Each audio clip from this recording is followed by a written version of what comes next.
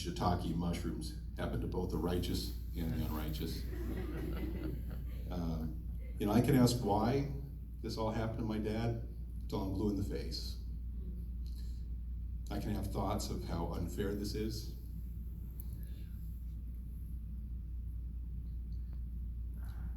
But there are really no answers, other than the fact that we live in a broken world. Sickness, disease, tragedy, and death occur. And everyone's experienced it. You can look around the room, every one of us has got people that have died tragically, died from disease. So I don't have a monopoly on this. And I know you guys know what this is like too. But we have hope in Christ, as we read in Romans 8:28. And we know that for those who love God, all things, even the things we don't understand, the tragic, the painful, they work together for the good, for those who are called according to his purpose.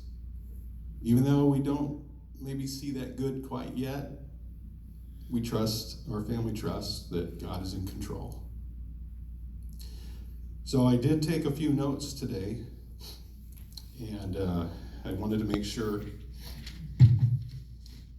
that I covered everything about my dad.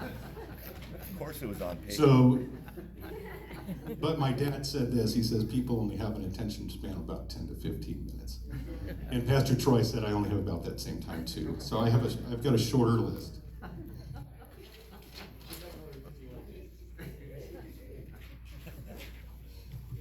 So I wanted to try to keep from crying, because that's an easy thing to do, and I'm sure I'll do some more of that during this. I want to share some things that people might not know about my dad. So some of it was already covered a little bit, but my dad's mom, Elizabeth Betty, she passed away just a month before my dad's 10th birthday. She was only 32, so my dad knew tragedy from an early age, as did my uncle and his brother. And his brother at the time was only a baby. And as it's been said, my Uncle Dave passed away tragically after a hard battle with cancer in 2015. But we do have my uncle here, and I'm glad we do. I love you. My dad, from a very young age, was a bit ornery. And he was at that prankster side. That's just where his pendulum landed. I remember him telling stories of, in high school, throwing cherry bombs into the classrooms. Of course, you get in a lot of trouble for that these days. My dad was known by first name by most of the, if not all, of the Carlsbad Police Department, possibly most of the Oceanside Police Department. The principal knew him by name, but it wasn't for criminal things. It was for doing things that young teenagers like to do. So he liked to have a good time. And it runs in the family. His dad, my grandfather, Charles Henry Vosper Jr., and I do have a Charles Henry Vosper the third is one of my kids. But my grandfather was also a prankster. So this runs in our family of yours, and I think I've got a tinge of that myself. So another thing that people don't know about my dad, and we talked about the class of '62, but my dad actually never graduated from high school. I don't know if I was supposed to say that, but he never went to college either. But he had a keen and insatiable desire to know how things work. So it's my understanding that actually at age 14, he took the family television set apart. Is that accurate, Uncle Dick? I don't know if he got it back together, but he took it apart because he wanted to know how it worked. So my dad was self-taught. I mean, he taught himself mechanics. He built fast cars. He learned electronics, taught himself, and went on to become chief broadcast engineer at KTV and Channel 40 with Trinity Broadcast Network. So my dad worked there for 42 years. And of course, he also owned the 2 radio stations, which I'm the general manager of it in Arizona now. So self-taught, never graduated from high school. Dad never drank alcoholic beverages, never smoked, and he didn't use cuss words. Well, very rarely. I must admit, there were times when Dad was working on the car late at night as a kid, It was cold, he had work the next day, and the tool slipped, and he used occasional cuss words. In my teen years, I remember my dad saying yes to my mom's request to allow teens from the youth group to stay at our house. My parents have a really big heart, and I know my mom spearheaded that a lot, but my dad said yes. So there are numerous teenagers that stayed at my house, and those teenagers today are thriving individuals. And it was, I think, to a large degree, the fact that they were able to be put up at our house and be led by my mom as the big spearhead. But again, Dad said yes, and that's a big thing. Another thing, so I was practically born on a church pew, and whichever church that we attended in growing up, Dad he almost always became the sound man. And it was notorious. It just happened that way. It was one of his giftings, and that was his ministry, and he would minister in that sense. And I think maybe he liked to just be in the back of the room. That was a lot of it too. But one of the major defining moments in my life was a result of my dad running sound. So in my early teenage years, most of my early years were pretty rough. I was not an easy child, as my mom will attest, and my dad as well. But I had this habit in my early teenage years of ditching church. Dad was busy running sound. So Dad snuck out and found me, and he sat my butt down sternly next to him, and he pointed to the control knob, and he says, "You're now in charge of this." So that moved on. I ended up learning how to run the whole soundboard. He taught me how to listen, not just operate knobs and everything else, but to actually pay attention. And he taught me how to also take that and use it as a gift for ministry.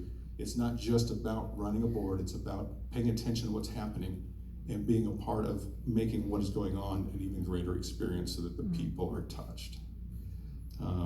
So that was one of the things Dad did for me as well.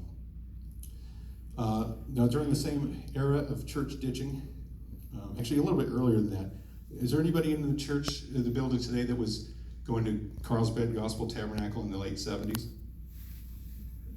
Oh Lord. Does anybody remember there was an event one Sunday night where fires were lit in the hallways of the church? The deacons got together, they swore that there was demonic activity going on. And that was, unfortunately, I admit, I ditched church and I like fire. All that said is my father didn't turn me in. And he was very gracious, very forgiving, very merciful, and he brought me under his arms. So anyway, I grew out of the fire mostly. Still like fire. It's just more control today. So during that same era, let me get back on track, sorry. So during the same time of church ditching, I had some issues as well at school. I was in 7th grade.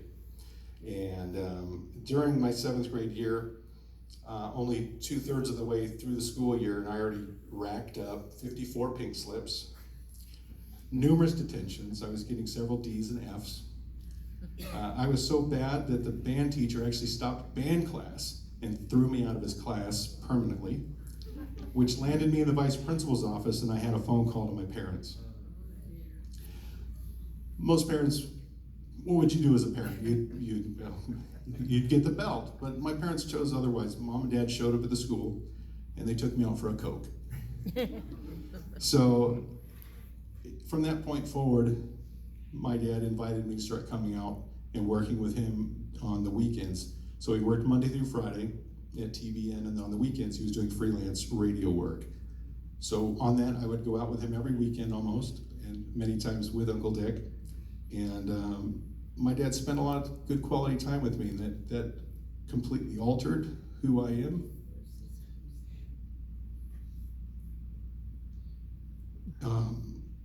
Who I am today is a huge result of those 2 points of him sitting my butt down to run sound and then taking the time to show me the things that he loved and take the time to spend with me as well. So shaping who I am. I won't go too much longer, because I know I'm close to probably to the 10-minute mark and you're losing attention at this point. So in the late 80s or early 90s, This is good. My dad, you know when you go to the restaurant, you go to restaurants where they ask for your name. So my dad would give his name as Marv. And so they continuously would call him Marv. He wouldn't get Marv, he'd get Mary, Marty, everything but Marv. So he came up with the code word, Willie. Did he use Willie ever? Anybody who's gone to lunch with him? Okay. So he would say Willie, and they never got it wrong anymore. So that's something, again, these are things that the average person doesn't know about my dad. So Willie, that's his other nickname. Then in 1994, most people don't know, this is a little more somber. In 1994, I was engaged to be married.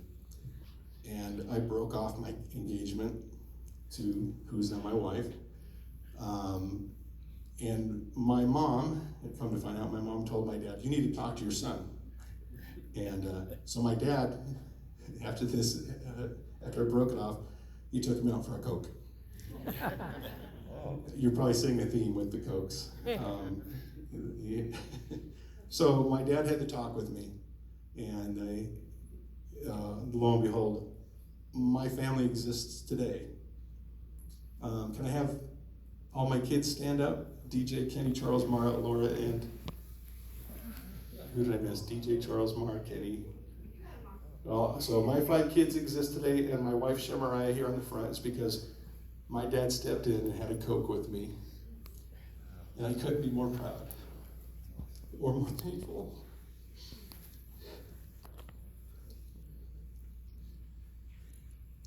Moving on, for my wedding,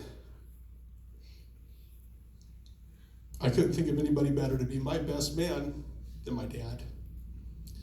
My dad was the one that rescued my relationship. He was my best friend.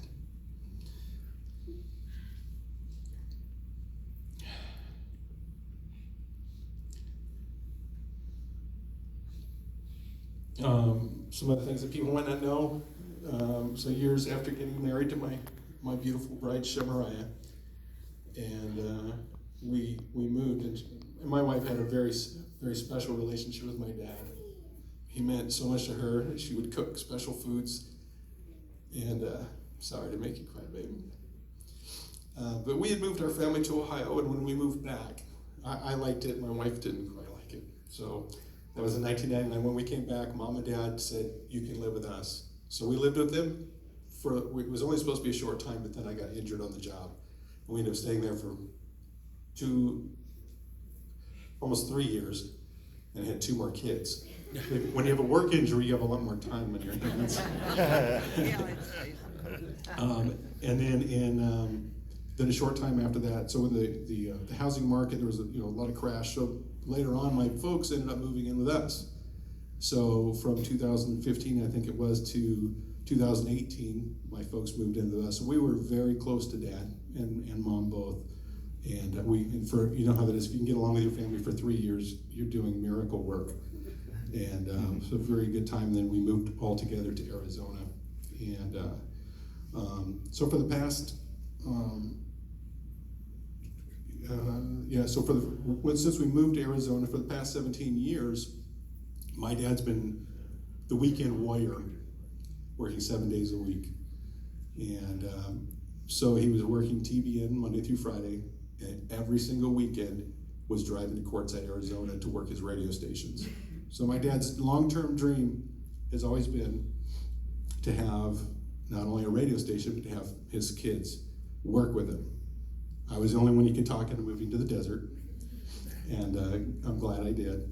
But in that time, he's working 7 days a week. And my dad's life is about sacrifice. No matter what, he made sure that his family was taken care of. And he'd give you the shirt off of his back. And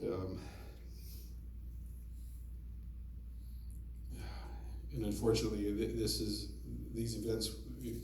So 4 weeks ago, he was actually, after 42 years at TBN, he was released. His department was downsized, and so was his entire engineering team and staff. And many are here today. Thank you guys for coming. And so after 42 years, he was let go. And I told my dad, I said, look, he was very stressed about this. I said, this is a good thing. I said, you and I get to work full time together now. and we're going to make your dream come true.